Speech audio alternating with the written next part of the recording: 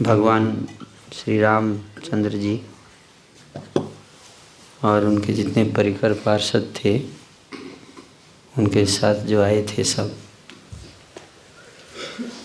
इस संसार में हम सबको अपने आचरण से शिक्षा देने के लिए आए थे।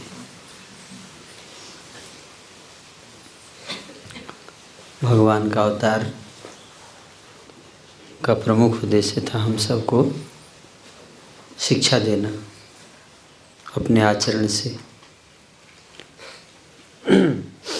कैसे आदर्श व्यक्ति को कैसे रहना चाहिए, हमारा कैसा आचरण होना चाहिए, हमारा कैसा व्यवहार होना चाहिए।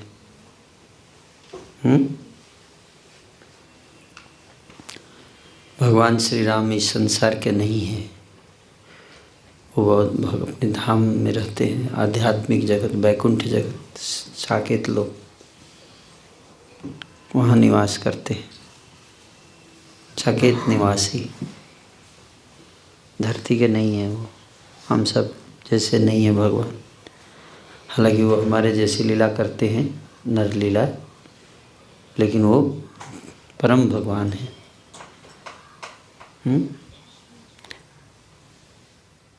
और अलग अलग समय पर अलग अलग प्रकार की लीलाएं करते हैं, रूप धारण करते हैं। लेकिन उद्देश्य क्या होता है? हम सबको शिक्षा देना। क्या? शिक्षा देना। भगवान गीता में 3 अध्याय में बताते हैं कि मैं क्यों अवतार लेता हूँ। 3 अध्याय के श्लोक संख्या 20 से 24 तक 5 श्लोकों में भगवान बताते हैं, कर्मणा एव हि संसिद्धिं आश्रिता जनकादया लोक संग्रहम एवार्थ संपश्यन कर्तुमर्हसि। कर्मणा एव हि संसिद्धि, कर्म से ही सिद्धि प्राप्त होती है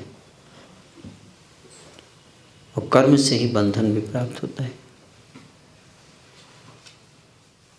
कर्म से हम सिद्धि प्राप्त कर सकते हैं और कर्म से ही बंधन को प्राप्त कर सकते हैं। बंधन जैसे यज्ञार्थात् कर्मणो नेत्र लोकोऽयं कर्म बंधना। 3 अध्याय के 9वें श्लोक में भगवान बताते हैं कि अगर हम कर्म करते हैं अपने स्वार्थ के लिए, किसके लिए? अपने स्वार्थ के लिए, अपनी इंद्रिय तृप्ति के लिए, अपने सुख के लिए कर्म करते हैं, तो वो कर्म जो है वो लोको अयम कर्म बंधना, इस कर्म में बंधन का कारण बनेगा। बंधन।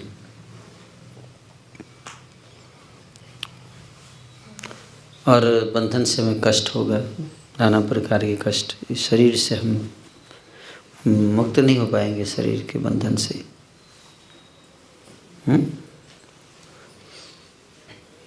और इसलिए यज्ञ के रूप में कर्म करना है, यज्ञ के लिए कर्म करना। यज्ञ ऐसा कर्म करो जिससे वो यज्ञ कर्म ही आपका यज्ञ हो जाए।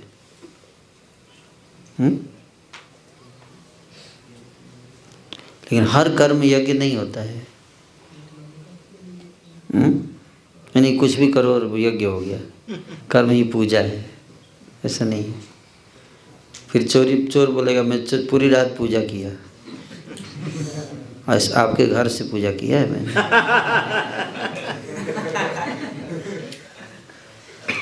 मेहनत देखो, चोर कितना मेहनत करता है। चोरी करना आसान काम है, कितना रिस्की काम है। मुझे लगता है कि भक्त लोग इतना रिस्की काम करते हैं, लेकिन उसको पूजा नहीं बोलेंगे, है ना? क्यों? क्योंकि वो चोरी किस लिए कर रहा है? अपने स्वार्थ, अपने सुख के लिए, है ना? दूसरों को कष्ट दे रहा है ना? तो वो पूजा नहीं है। बेईमानी कर रहे हैं, कर्म कर रहे हैं, भ्रष्टाचार कर रहे हैं, तो वो पूजा है?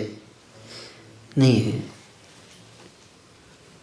वो कर्म पूजा है जो भगवान के निमित्त किया जाए, भगवान को लक्ष्य बनाकर उनको ध्यान में रखते हुए किया जाए, वो कर्म पूजा है। कर्मणा एव, इसलिए ऐसे कृष्ण का स्मरण करते हुए तस्मात् सर्वेषु कालेषु माम अनुस्मर युद्धेचा। हे अर्जुन, हर समय मेरा स्मरण करते हुए युद्ध करो। मेरा स्मरण करते हुए युद्ध का मतलब क्या है? मेरी खुशी के लिए, अपने स्वार्थ के लिए नहीं। जब हम कर्म करते हैं कोई भी, हमें ये सोचना चाहिए कि मेरे इस कर्म से क्या भगवान खुश होंगे या दुखी होंगे। जब हम बोलते हैं तो बोलने से पहले क्या करना है? एक बार सोचना चाहिए क्या कि अभी जो बोलने वाले हैं इससे भगवान खुश होंगे या नाराज। अभी जो मैं बात बोलने वाला हूँ, मान के चलिए कि भगवान सुन रहे हैं, है कि नहीं? कैसे? तुलसीदास कहते हैं बिनु पग सुने बिनु पग चले, सुने बिनु कान। बिना कान के कैसे सुनेंगे? सुनने के लिए कान होना चाहिए ना। हाँ, हमारे जैसा नहीं है कान उनका, लेकिन भगवान का कान है।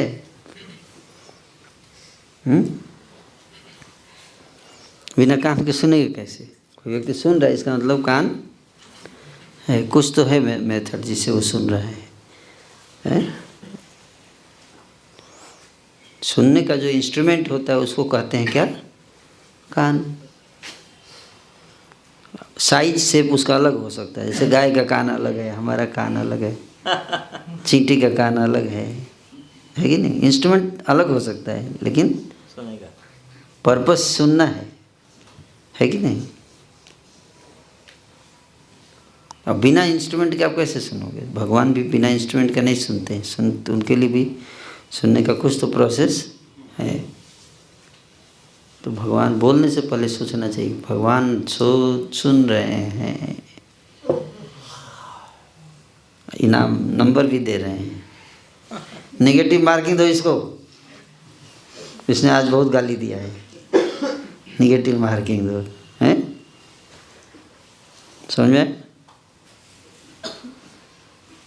कितने लोग ऐसे करते हैं, बोलने से पहले एक बार सोचते हैं कि नेगेटिव मार्किंग भी मिल सकता है।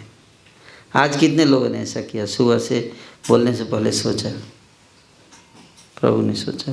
वेरी गुड, बहुत अच्छा। यही है भक्ति। नहीं यानी कि तिलक लगा लो और धोती कुर्ता पहन लो और राम राम राम राम राम राम राम राम राम राम राम राम, ये भक्ति नहीं है।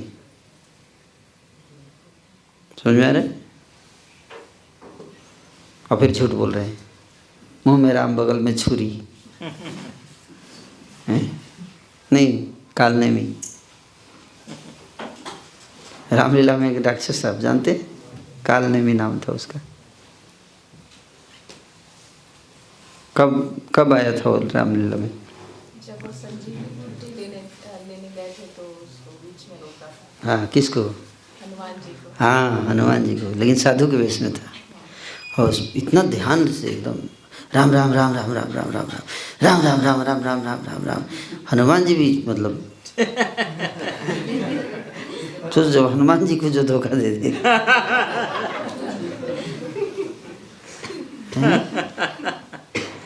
क्या संत के वेश में बैठा था, राम राम राम राम राम राम। हनुमान जी बोले कि थक गए हैं थोड़ा, थक गए हो, आ जाओ, थोड़ा नहाओ, विश्राम करो सरोवर में, थोड़ा खाना वाना खाओ। हनुमान जी नहाने के लिए गए सरोवर में, तो क्या किया? मगरमच्छ बन गया, है ना? हनुमान जी का पैर पकड़ लिया, अब मार दूंगा तेरे को। राम राम राम राम वही बोल रहा था थोड़ी देर पहले। तुरंत हनुमान जी, अरे ये तो राक्षस है। राम राम राम कहने से नहीं होता है? हमारे भावनाएं भी बहुत महत्वपूर्ण है, क्यों कर रहे हैं, है कि नहीं? हमारी सोच क्या है? हम राम राम राम करते हैं और फिर बदमाश बेईमानी करते हैं, है कि नहीं? झूठ बोलते हैं, है ना? चोरी करते हैं, धोखा देते हैं, है ना? दूसरे के धन, दूसरे की स्त्री पर ध्यान नज़र रखते हैं, तो भगवान की खुश होंगे और ज़्यादा गुस्सा होंगे। अगर कोई साधारण व्यक्ति क्राइम करता है तो उसको क्या होता है? दंड मिलता है। लेकिन जो अगर कोई पुलिस वाला क्राइम करे तो, वर्दी में करे तो, हैं, उसको ज़्यादा दंड मिलेगा। क्यों?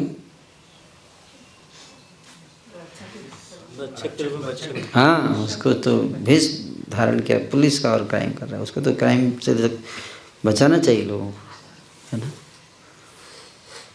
तो इसलिए हम लोगों को सावधान रहना चाहिए।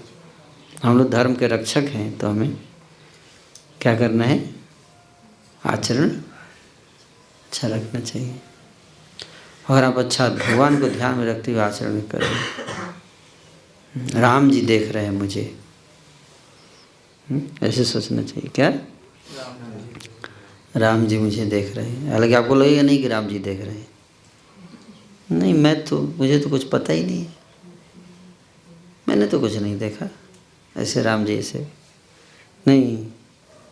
राम जी रोने लगे, राम, सीता कहाँ हो? सीता कौन ले गया तुमको? सीता, सीता, सुग्रीव मेरे को हेल्प करो, मुझे पता नहीं चल रहा है सीता कहाँ है, मेरी सीता चली गई, मैं बहुत दुखी हूँ। क्या उनको पता नहीं है? पता है कि नहीं है? फिर ऐसा क्यों कर रहे हैं? हैं?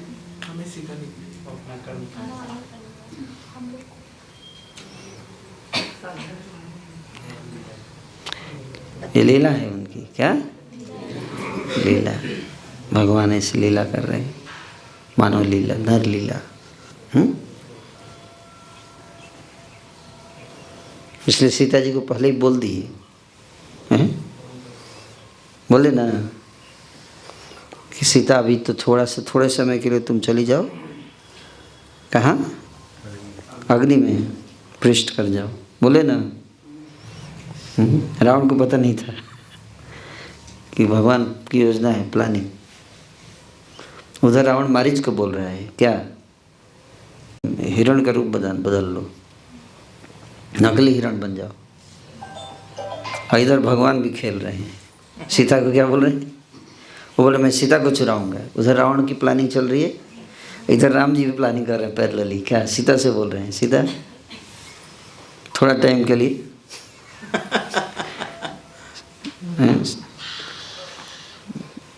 आप अपना दूसरा रूप छाया सीता बना दो।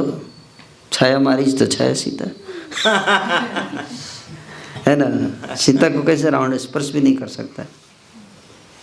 रावण में क्षमता नहीं है कि कोई सीता को स्पर्श ही कर सके। वो छाया सीता थी। कौन? छाया सीता जानते थे आप लोग? ये बात नहीं जानते थे। छाया सीता वेदवती की अवतार सीता। हाँ, वेदवती स्त्री थी, एक साध्वी। रामायण में, वाल्मीकि रामायण में वाल्मीकि जी वर्णन करते हैं। तो वेदवती तपस्या कर रही थी, बहुत एकदम पहाड़ पर जाके एकांत में प्रभु श्री राम की भक्ति कर रही थी, है ना। बहुत सुंदर थी। रावण आया, उसने देखा तपस्वी नहीं है। रावण बहुत कामुक व्यक्ति था, है ना। उसको देखकर काम वासना आई।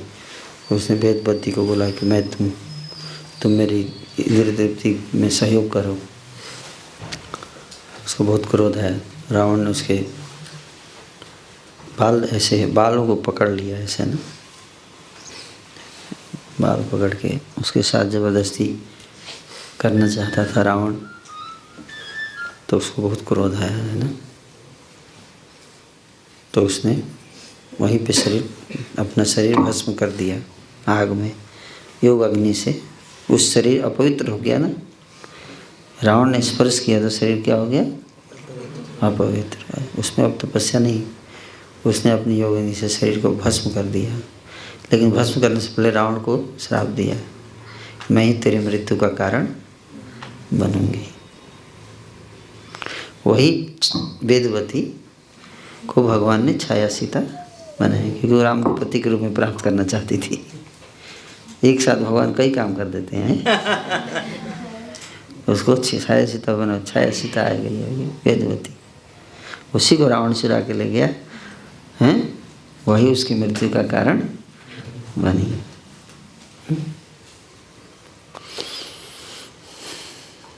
तो भगवान जो है वैसे बोल रहे हैं कि सीता जी को कि आप अग्नि में प्रविष्ट कर जाओ। और जब बाद में जब अग्नि परीक्षा हुई, जब युद्ध समाप्त हो गया, सब मिशन कंप्लीट हो गया, लंका मिशन,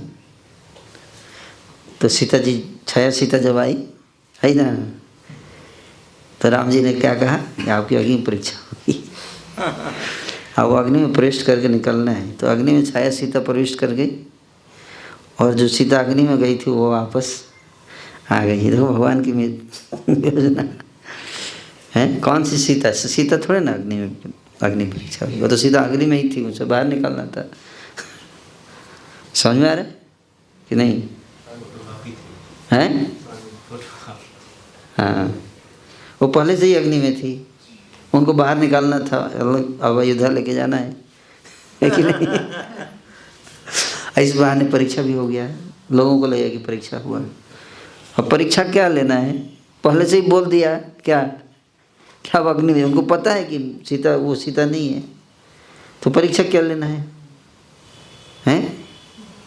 भाई रावण ने स्पर्श किया, रावण के यहाँ रही है, तो रावण के यहाँ सीता रही नहीं, सीता तो अग्निदेव के पास थी।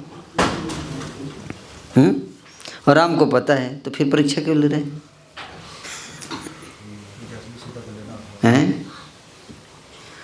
परीक्षा इसलिए ले रहे हैं क्योंकि बाकी लोगों को नहीं पता है। क्या? बाकी लोग नहीं समझ पाएंगे इस बात को, है ना, इसलिए उनके लिए, ताकि वो नहीं लांछन लगाते हैं ना लोग। उस समय का अलग स्टैंडर्ड था सोसाइटी का, उस समय समाज की स्थिति आज के समय जैसी नहीं थी। उस समय अगर स्त्री एक रात भी अगर किसी और के यहाँ रह के आएगी तो लोग, पति उसको स्वीकार नहीं करता था। बहुत हाई स्टैंडर्ड था सोसाइटी का, पतिव्रत धर्म, इसलिए स्त्रियाँ इतनी पतिव्रता होती थी उस समय, है ना, पतिव्रता। अपने पतिव्रत के बल से चोरी को रोक सकती थी, इतना शक्ति होता था उनमें। एक माता जी थी पतिव्रता, जिसका कहानी अग्नि पुराण में आता है। उसने उसके पति को मार्कंडेय मुनि ने श्राप दे दिया। पति कोढ़ी था, जा रहा था, रास्ते से लेके जा रही थी पति को, मार्कंडेय मुनि को टच कर गया शरीर में, उसके शरीर में कोढ़ था। बहुत गुस्सा आ गया, उनको श्राप दे दिया, कल सूर्योदय से पहले तुम्हारी मृत्यु हो जाएगी, तुम कल का सूर्य नहीं देख पाओगे, है ना। पत्नी बहुत पतिव्रता थी, तो उसने सौगंध लगा दी कि अगर मैं अपने पति के अतिरिक्त जीवन में किसी और का चिंतन नहीं किया कभी, हे भगवान, अगर मैंने ऐसा किया है कि पति के अलावा किसी का भी चिंतन अपने लाइफ में कभी नहीं किया, तो कल सूर्योदय नहीं होना चाहिए। क्या? सूर्योदय नहीं होना चाहिए।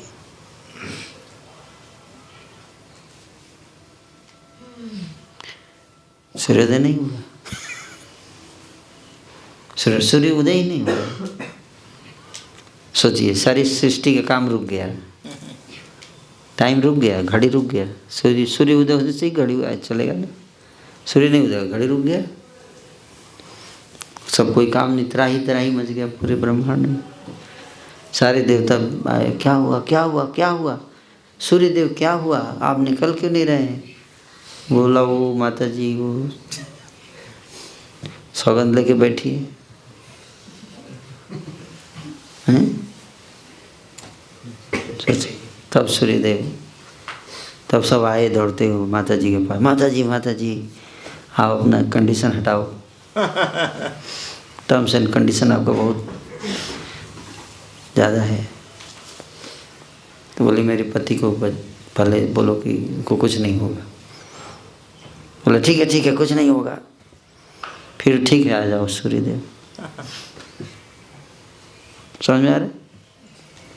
8 बज गया, हमें बताने के लिए बहुत है। तो इस प्रकार से मैं बता रहा था कि कैरेक्टर क्या कैरेक्टर, तो रावण सीता को, भगवान को तो सब पता है ना। उस समय का समाज का स्थिति ऐसा था, बहुत उच्च कोटि के स्टैंडर्ड बहुत हाई था, आज ऐसा नहीं था हैं। इसलिए उस समय के सिद्धांत आज के समय में लोगों को लगेगा कि ये अत्याचार हो रहा है स्त्रियों पर। अगर वो सिद्धांत आज लगाया जाए तो क्या माना जाएगा? आपके खिलाफ केस किया जा सकता है ना। जैसे सिंपल एग्जाम्पल है कि 1960 के दशक में जो सिनेमा आता था है ना, आपने उस समय के सिनेमा आप देखो हैं, तो एक्टर एक्ट्रेस जैसे ही नज़दीक आते थे सामने से ट्रेन गुजर जाती थी, है कि नहीं, और अगला सीन शुरू हो जाता था, है ना, क्योंकि सेंसर बोर्ड ने बोला था कि ट्रेन गुजरनी चाहिए, है ना। और आज के समय में ऐसा होता है, ट्रेन तो गायब हो गई। तो क्या हो गया है? इंसान तो नहीं बदला, लेकिन क्या बदल गया? स्टैंडर्ड बदल गया है। क्यों? न्यू नॉर्मल इसको बोलते हैं। क्या? न्यू नॉर्मल, है ना, न्यू नॉर्मल हो गया। जब समस्याएं बहुत बढ़ जाएंगी, संभाल नहीं पाए, जैसे पहले बहुत एग्ज़ाम बहुत टाइट होता था, लेकिन बहुत सारे स्टूडेंट फेल होने लगे और सुसाइड करने लगे। सरकार सोची क्या करें, सुसाइड कर रहे हैं, बदनामी हो रही सरकार की। बोले सर पढ़ो या ना पढ़ो, पास कर दो सबको, है ना, सबको बोलो पास, अब कोई फेल नहीं होगा, हैं। सरकार तो अपना काम निकाल दी, लेकिन आप फंस गए। आप तो बिना पढ़े पास हुए हैं, कुछ कर नहीं पाएंगे आप, है कि नहीं। आज सरकार क्या, बिना मेहनत के लोगों को खाना चाहिए ना। सरकार फ्री में बांटो, फ्री में दो, वोट देगा ना कम से कम, है। लेकिन कब तक फ्री में देंगे आप, कब तक बिठा खिलाएंगे? एक दिन देश दिवालिया हो जाएगा, फिर भाग जाएगा अपने, वो तो चला जाएगा, प्रधानमंत्री तो चला जाएगा लंदन, वहाँ की नागरिकता लेके बैठा है, हम फंस जाएंगे, है कि नहीं। तो मूर्खता हम लोग की, हम लोग फ्री में क्यों चाहते हैं? हमको फ्री में मिल रहा है तो चिंता हमको करनी चाहिए, हम फ्री में क्यों चाहते हैं कोई चीज़? मेहनत करके खाना चाहिए ना, ऐसा नो। हम दिन भर स्मार्टफोन पे लगे रहते हैं, गेम खेलते रहते हैं। मोदी नौकरी दो, जोगी नौकरी दो, है ना। पढ़ाई के टाइम पे मोदी योगी नौकरी नहीं देगा तो उतार देंगे तुमको राजगद्दी से। तो बहुत सारी बातें हैं। भगवान स्टैंडर्ड की बात बता रहे थे, उस समय का स्टैंडर्ड अलग था। स्टैंडर्ड कैसे चेंज हो जाता है, स्टैंडर्ड कम नहीं होना चाहिए, स्टैंडर्ड हाई बढ़ाना चाहिए, दिन पर दिन घटाना नहीं चाहिए, है कि नहीं, है? तो भगवान जो है इसलिए परीक्षा लिए, लेकिन भगवान चाहते थे कि सब लोग सीता के ऊपर उंगली ना उठाएं, है ना। तो जो अग्नि परीक्षा लेके जब सीता आई तब तो फिर भी लोग बातें कर रहे थे ना। कहाँ कर रहे थे बात? अयोध्या। ये जो है बहुत खराब जगह है।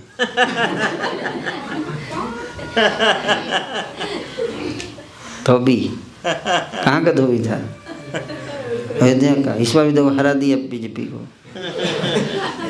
धोबी जाति ने हरा दिया, हराया ना। नीचे जाति वाले लोगों ने इधर वोट नहीं दिया, देखो राम मंदिर बनाया बीजेपी ने और उसको हरा दिया। 450 साल से पिट रहे थे, हैं? ये सिचुएशन है ना। मतलब ये कहने का अयोध्यावासी तो दिव्य हैं, उनके लिए तो नहीं, लेकिन ये एक शिक्षा दिया जा रहा है। क्या दिया जा रहा है? हाँ, वो धोबी साधारण व्यक्ति नहीं था। भगवान की लीला में हर व्यक्ति क्या होता है? विशेष होता है ना। कोई साधारण, जैसे अमिताभ बच्चन का सिनेमा में कोई भी कलाकार साधारण नहीं होगा, सब एक से बढ़ के एक होंगे। वो साधारण कलाकार के साथ काम ही नहीं करेगा, वो उसका ब्रांड खराब हो जाएगा, है कि नहीं? पार्टनरशिप भी सबके साथ नहीं करते ना बड़े लोग। तो विलेन भी जो होता है स्पेशल होता है। विलेन भी कोई नया नहीं लेगा, बढ़िया फेमस विलेन होना चाहिए। इसलिए भगवान की लीला में विलेन भी जो होते हैं क्या होते हैं? बहुत तपस्वी होते हैं। रावण देखो, आपको बोल दिया 2 साल तपस्या कर ली, कर लेंगे? काहे काहे होने लगता है 16 माला में।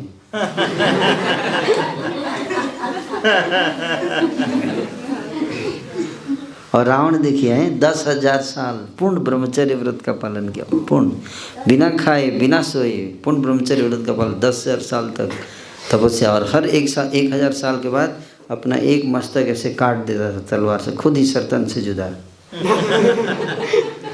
हैं, ऐसे काट के एक सर दे देता, शिव जी के लिए आहुति दे देता था, ब्रह्मा जी के लिए ऐसे आग में। और 9,000 साल, हर 1000 साल पे उसने 9 सिर काट के आग में डाले थे रावण ने। 9 सिर, तो कितना दर्द हुआ होगा? सिर काटने में कितना दर्द होता है? नहीं, सिर काटने की परंपरा वहाँ से उसी समय से आ रही है।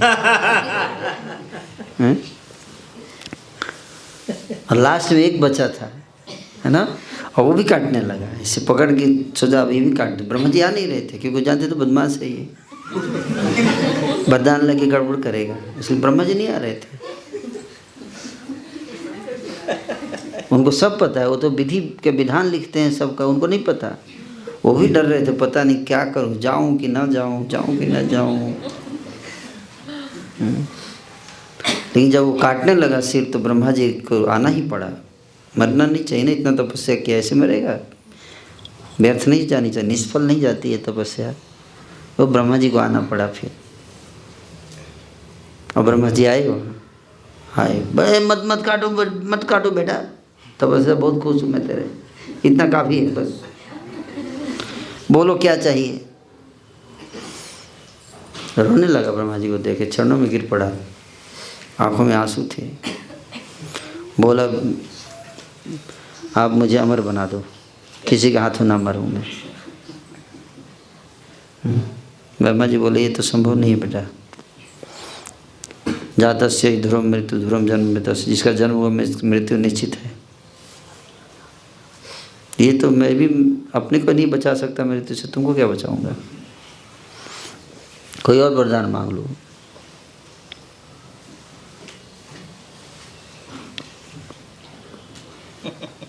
बताइए, मैं किसी से नहीं मरूं, न देवता से, न गंधर्व से, न दानव से, असुर से, न नाग से, न किन्नर से, इससे न इससे न इससे न इससे न इससे।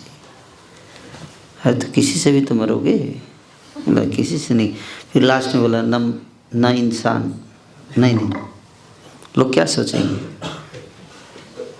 रावण डर गया, इंसानों से डर गया। हट, इंसान को तो रोज ब्रेकफास्ट में खाता हूँ, बंदर भालू ये सब नहीं, इतना नहीं डरना चाहिए मेरे को। बंदर भालू और इंसान क्या करेगा मेरा, वो तो ब्रेकफास्ट लंच है मेरा, है ऐसे सोचा, तो लिस्ट हटा दिया है क्या? इंसान को और बंदर को और भालू को लिस्ट से हटा दिया है। ब्रह्मा जी बोले तथास्तु, बहुत खुश हो गया है। ब्रह्मा जी उसको नया शरीर दिया। पूरे शरीर में दीमक लग गया था उसके, पूरा खा गए थे, दीमक खा गए थे उसके पूरे शरीर को, केवल हड्डी बचा हुआ था। ब्रह्मा जी ने उसको ऐसे पानी फेंका, पूरा नया शरीर, एकदम दिव्य शरीर दे दिया। बोला जा बेटा बहुत तपस्या किया है, थोड़ा मज़ा ले लो। और फिर बारी आई कुंभकर्ण की। तो कुंभकर्ण पहले से प्लान करके बैठा था कि मैं इंद्र का आसन मांगूंगा, इंद्रासन है, लेकिन स्पेलिंग मिस्टेक हो गया।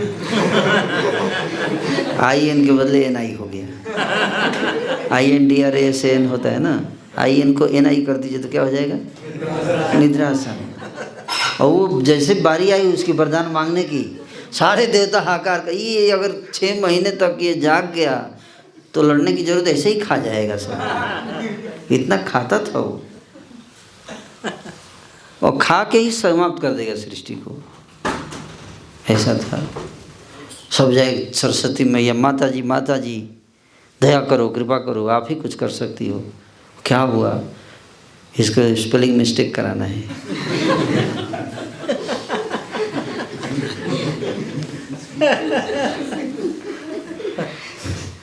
सरस्वती बोल ठीक है, ये तो मेरा बाएं हाथ का काम है। सरस्वती जैसे वो बोले निद्रासन, और ब्रह्मा जी ने फिर करेक्ट करने का मौका तुरंत बोलता तथास्तु। इससे पहले कि वो करेक्ट कर पाता, तथास्तु। और रोने लगा रही, बाप रे 10,000 साल मैंने तपस्या किया और अब सोऊंगा केवल, ये क्या मांग लिया। रावण भी चरणों में, ब्रह्मा जी भाई है मेरा, कुछ दया कीजिए, केवल सोता रहेगा क्या? कुछ तो डिस्काउंट दे दीजिए। हैं तो फिर ब्रह्मा जी बोले ठीक है, बहुत अब मैं क्या कर सकता हूँ, अब जो मांगा उसने दे दिया, लेकिन उसको तो सेटिंग था पहले से सारा, है ना। तो बोले ठीक है, लेकिन डिस्काउंट दूंगा। तो 6 महीने तक सोएगा, फिर इसके बाद 1 दिन के लिए जागेगा, और जितना खाना है खाएगा, फिर सो जाएगा 6 महीने, है ना। ऐसे इतना उसको डिस्काउंट मिला 1 दिन का, है ना, 1 दिन का डिस्काउंट था, है ना। और फिर विभीषण की बारी आई। विभीषण से ब्रह्मा जी बोले बोलो विभीषण तुम क्या चाहते हो? विभीषण बोला प्रभु मुझे कुछ नहीं चाहिए, मुझे हरि भक्ति दे दीजिए, राम भक्ति दे दीजिए, राम के चरण दे दीजिए मुझे, उनके चरणों को मैं कभी न भूलूं। रावण ऐसे देखा, इतना तपस्या करके क्या मांग रहा है?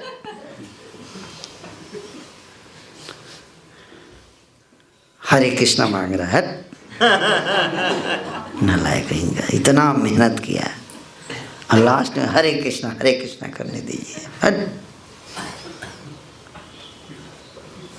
थोड़ा वरदान मांगता, कोई हथियार मांगता, ताकि चला के लोगों को पीट सकते हम लोग, कितना बढ़िया होता। पीटने में जो मज़ा आता है, हरे कृष्ण वो मज़ा कहाँ है? नहीं। ब्रह्मा जी बोले मैं विभीषण, मैं तुम्हारी भक्ति से बहुत प्रसन्न हूँ, मैं तुम्हें आशीर्वाद देता हूँ कि तुम राम के चरण कमल को कभी नहीं भूलोगे। और ब्रह्मा जी ने एक और बोनस वरदान दिया जो विभीषण ने मांगा नहीं था। विभीषण नहीं मांगा था, ब्रह्मा जी अपने तरफ से ऐड करके दिया। बोले तुम अमर रहोगे। रावण को बोले नहीं दूंगा, मांगा तो भी नहीं दिया है, क्योंकि ऐसे व्यक्ति को अमर होना चाहिए ताकि लंबे समय तक प्रचार कर सके। इसलिए षडभुज गौर प्रभु को भी अमर का वरदान मिलना चाहिए।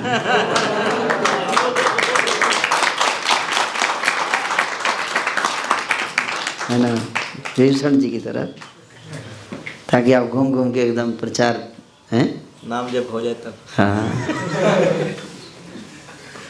तो दोनों वरदान दिए, इसलिए विभीषण अमर है, अभी भी है।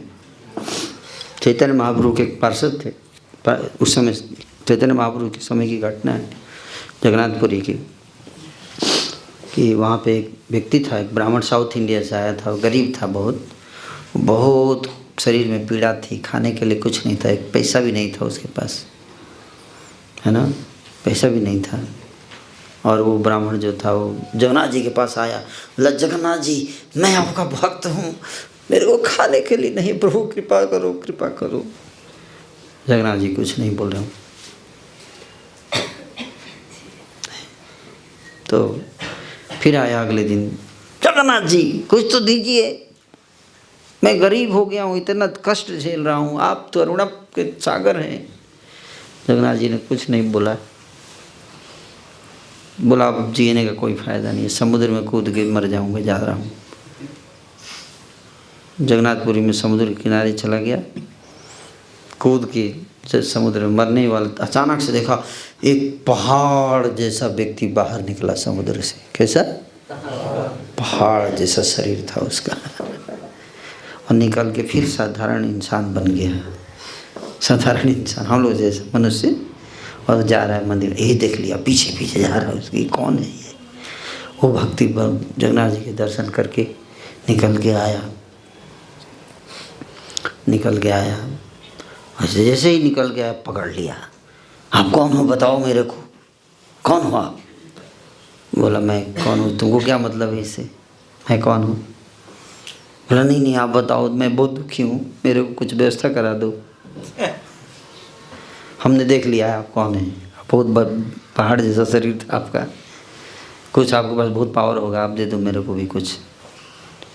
बोला हाँ चलो मेरे साथ चलो, टोटा गोपीनाथ मंदिर। महाप्रभु वहाँ पे चैतन्य महाप्रभु बैठे थे, गदाधर पंडित के साथ श्री चैतन्य महाप्रभु बैठे थे वहाँ संगियों के साथ। वो व्यक्ति गया वहाँ, महाप्रभु के चरणों में प्रणाम किया चैतन्य महाप्रभु, फिर इसको बोला, हाथ पकड़ा दिया, बोले महाप्रभु इसके ऊपर कृपा कर दीजिए, बहुत दुखी है ना। महाप्रभु बोले ठीक है, हरि नाम करो। बोला हमको हरि नाम नहीं चाहिए, हमको पैसा चाहिए। विभीषण बहुत डांटा है, बोले मैं विभीषण हूँ। क्या बोले? मैं विभीषण हूँ, और मैं तो जगन्नाथ जी के दर्शन किया, और तुम वहाँ जगन्नाथ जी के पास जाओ, जगन्नाथ जी साक्षात घूम रहे हैं जगन्नाथपुरी में चैतन्य महाप्रभु के रूप में, हैं प्रेम बांट रहे हैं। नालायक कहीं का, समर्पण करो चैतन्य महाप्रभु को। तो विभीषण मतलब अभी भी आते हैं, कहने का अर्थ है जगन्नाथ जी के दर्शन करने के लिए, है ना, जगन्नाथपुरी में। चलिए तो बहुत कुछ बताना था, लेकिन जो बताना था वो बता नहीं पाया, कुछ और ही बता दिया। मैं बता रहा हूँ कि सारे पात्र जो हैं वो आचरण से शिक्षा देने के लिए आए थे, सारे एक से बढ़ के एक हैं ये, है ना। रघुवंश, अयोध्या की महिमा सुबह में बता रहा था, है ना। रघुवंश में तो राजा हरिश्चंद्र हुए यहाँ पर, अयोध्या के राजा हरिश्चंद्र सत्यवादी राजा हैं। महाराज दशरथ इतने पावरफुल किंग थे, यहाँ से पूरी सृष्टि का संचालन, राजधानी थी अयोध्या, पूरी पर ब्रह्मांड की राजधानी थी अयोध्या। स्वयंभू मनु ने यहाँ राज्य किया, यहीं से शासन संभाला। इक्ष्वाकु महाराज, सूर्यवंशी राजाओं की राजधानी थी अयोध्या, है कि नहीं? और आप लोग उस अयोध्या में रहते हो, तो आप अपने पूर्वजों को याद करो, हैं? रघुकुल रीत, रघुकुल रीत सदा चली आई, प्राण जाई पर बचन न जाई। प्राण चला जाए लेकिन झूठ नहीं बोलने का है। तो आप सब अयोध्यावासी, आप सबके चरणों में मेरा प्रणाम, और आप सब भगवान श्री रामचंद्र जी के भक्ति में लगे हुए हैं, उनके चरणों को पकड़ लीजिए, भव सागर से पार हो जाएगी। हरे कृष्ण। आप इसके कितने लोग का जन्म अयोध्या में हुआ? हाँ, जिनका भी जन्म अयोध्या में हुआ वो बहुत ही विशेष प्राणी है। यहाँ पे सबका जन्म नहीं होता, दुर्लभ है जन्म यहाँ पर। जैसे वृंदावन में जन्म दुर्लभ है, वैसे अयोध्या में भी जन्म दुर्लभ है। कई जन्मों की भक्ति के बाद अवसर मिलता है अयोध्या में जन्म लेने का, है, लेकिन उसका लाभ उठाना है? अयोध्या में जन्म तो हो गया, तो कहते हैं ना कि जिसका घर स्टेशन के बगल में होता है उसी गाड़ी अक्सर छूट जाया करती है। तो अच्छा है, आप सब सही जगह में जुड़ गए इस्कॉन में प्रभुपाद जी के साथ, तो अभी पूरा लाभ उठाइए इसका। Okay, Hare Krishna. Hare Krishna. Thank you.